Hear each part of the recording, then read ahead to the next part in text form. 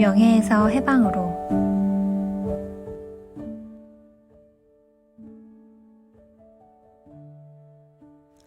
삶이 전장이 되는 이유는 싸움이 있어서가 아니라 방향 없는 움직임이 반복되기 때문이다.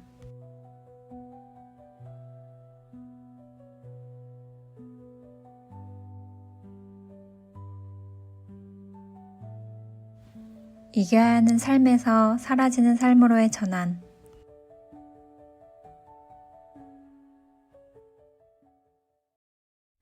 (38번과 39번) 유전자 키의 상호작용. 38번과 39번 유전자 키의 상호작용은 의미 있는 긴장을 통해 의식을 깨우는 과정이다. 38번은 삶에서 싸울 가치가 있는 것을 찾으려는 에너지이고, 39번은 그 질문을 피하지 못하도록 현실을 흔드는 자극이다. 이 두 키가 만나면 삶은 편안해지기보다 먼저 불편해진다.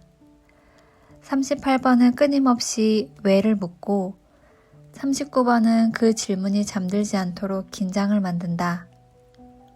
그림자 상태에서는 투쟁과 도발이 맞물려 갈등이 반복된다. 싸움은 목적을 잃고 자극은 반응만을 요구한다. 그러나 의식이 성숙하면 이 긴장은 방향을 갖는다. 38번은 모든 싸움을 내려놓고 진실을 지킬 인내를 배우고, 39번은 공격을 멈추고 생명력 있는 역동성으로 전환된다. 이때 긴장은 파괴가 아니라 성장의 압력이 된다. 둘의 상호작용은 삶에서 불필요한 것을 벗겨낸다. 마지막 단계에서 싸움은 사라지고 흔들림도 멈춘다. 남는 것은 자기 자신과 일치한 존재의 명예와 해방이다.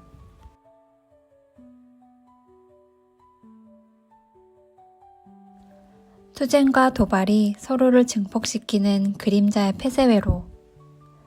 38번의 그림자는 언제나 두려움에서 출발한 투쟁이다. 이 투쟁은 의미나 신념을 위한 싸움이 아니라 대부분은 살아남기 위한 반사적 저항에 가깝다.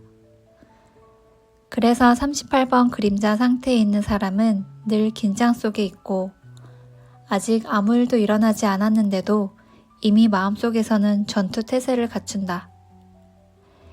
예를 들어 직장에서 상사가 무심하게 던진 한마디, 가족이 아무 뜻 없이 한 말에도 38번의 그림자는 즉각적으로 반응한다.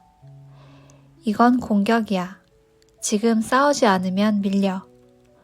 싸움은 상황이 아니라 두려움에서 먼저 시작된다. 바로 이 지점을 39번 그림자가 감지한다. 39번의 그림자는 공격을 기다리는 코브라처럼 조용히 웅크리고 있다. 그들은 먼저 움직이지 않고 대신 상대가 어디에서 가장 쉽게 반응하는지, 어디가 가장 얇은 방어선인지 정확히 관찰한다.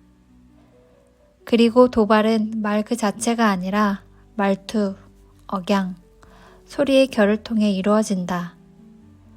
같은 문장이라도 톤을 낮추거나 끝을 살짝 비틀거나 아주 미세한 웃음이 섞이는 순간 버튼은 눌린다. 그렇게까지 예민할 필요는 없잖아. 이 문장에서 중요한 건 내용이 아니라 그 문장이 어떤 소리로 전달되었는가다. 38번의 그림자에서 도발은 언어가 아니라 청각적 폭력이다. 그들의 말투는 무의식에서 나오기 때문에 오히려 더 정확하다. 소리는 곧 진동이고, 진동은 사고를 거치지 않고 감정을 직접 건드린다. 38번이 그 소리에 감정적으로 반응하는 순간 이미 투쟁의 장에 발을 들인 것이다. 목소리가 높아지거나 몸이 굳거나 분노가 치밀어 오르는 바로 그 순간이다. 이때의 폭력은 운동이나 혼자만의 분노 해소처럼 건강하게 방출되는 에너지와는 다르다. 그것은 특정한 한 사람을 향해 겨냥된 직접적이고 개인적인 충돌이다. 가족 간의 대화에서 또 그런 식이네 라는 말투 하나에 오래된 갈등이 폭발하는 순간이 그렇다. 분노는 상황 전체가 아니라 오직 그 사람을 향해 집중된다. 이렇게 39번의 도발은 38번의 투쟁을 깨우고 38번의 투쟁은 다시 39번의 공격 본능을 정당화한다. 봐, 자극하면 반드시 반응해. 봐, 세상은 위험하니까 싸워야 해. 두 그림자는 서로를 먹여 살리며 두려움과 자극이 끊없이 순환하는 폐쇄 회로를 만든다. 싸움은 멈추지 않고 긴장은 일상이 된다. 이 상호작용의 핵심은 바로 이것이다. 38번은 이미 싸울 준비가 되어 있고 39번은 그 싸움을 정확히 시작하게 만드는 존재이다.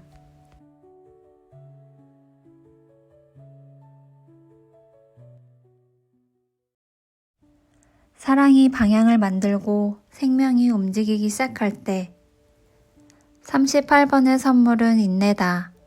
그러나 이 인내는 참고 버티는 힘이 아니라 언제 싸우고 언제 멈춰야 하는지를 아는 지혜에 가깝다.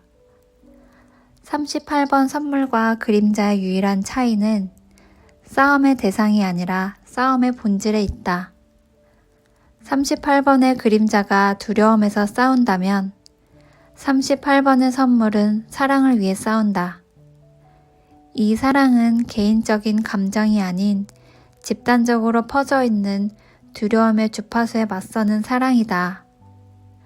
그래서 이 싸움은 충동적이지 않고 먼저 호흡을 가다듬는 데 있다. 이 호흡은 생각하거나 계산하는 것이 아니라 그것은 단지 지금의 행동이 두려움과 분노에 대한 반응인지 아니면 진리에 대한 응답인지를 몸으로 확인하는 순간이다. 38번의 선물은 바로 이 지점에서 드러난다. 예를 들어 일상에서 누군가의 말이 분명히 불공정하게 느껴질 때를 떠올려보자. 당장 반박할 수도 있고 목소리를 높이면 이길 수도 있는 순간이다. 하지만 38번의 선물은 바로 반응하지 않고 잠깐 숨을 쉰다.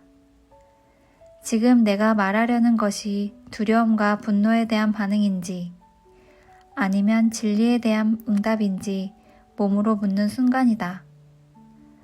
두려움은 여전히 존재하지만 선물의 주파수에서는 사랑이 항상 두려움을 이긴다는 신뢰가 작동한다. 바로 이 지점에서 39번의 선물이 깨어난다.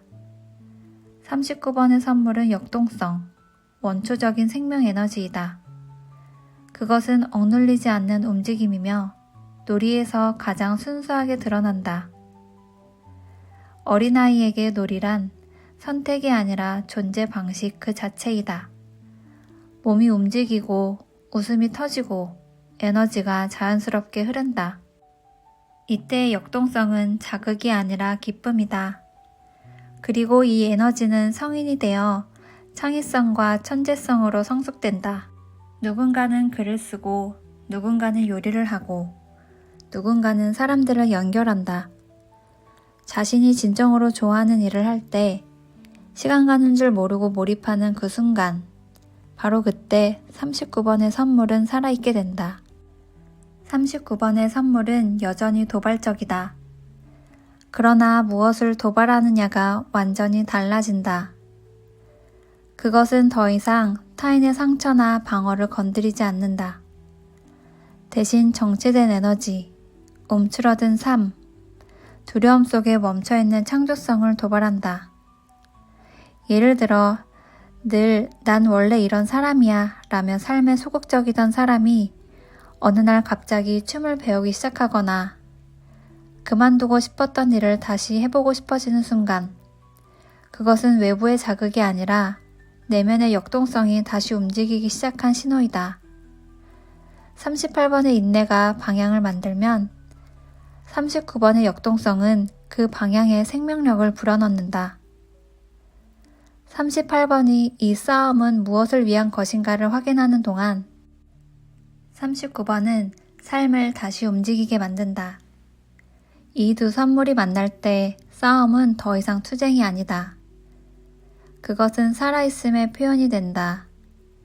39번의 인내가 무엇을 위한 움직임인지를 분명히 하고 39번의 역동성이 그 움직임을 실제 삶으로 내려보낸다.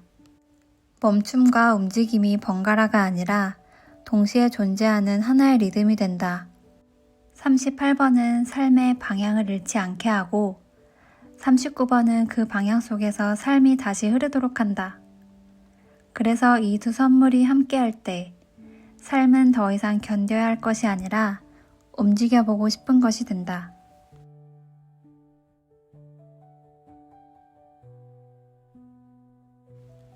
두려움도 목적도 내려놓은 자리.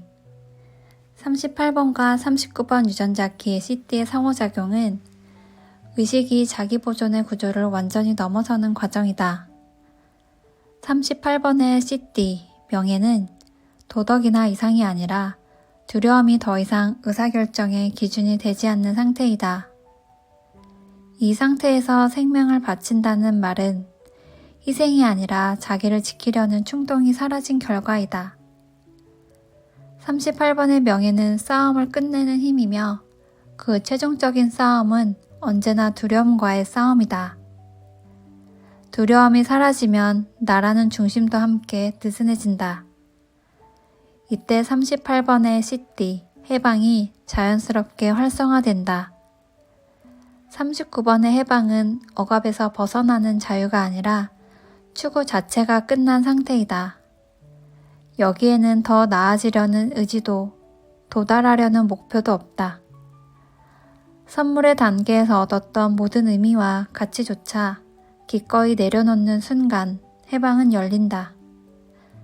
그래서 해방은 성취가 아니라 비성취이다. 38번의 명예가 두려움 없는 헌신의 장을 연다면 38번의 해방은 그 헌신을 수행하는 주체를 지운다. 이 상호작용 속에서 행동은 일어나지만 행동을 소유하는 나는 남지 않게 되며 이때 삶은 문제가 아니라 자연스러운 흐름이 된다. 이 상태에서 더 이상 삶은 이해해야 할 대상도 극복해야 할 과제도 아니다. 의식이 자신을 지키려 애쓰지 않을 때 삶은 노력 없이도 제 길을 알고 존재는 아무것도 증명하지 않은 채 이미 완성된 흐름 속에 놓인다.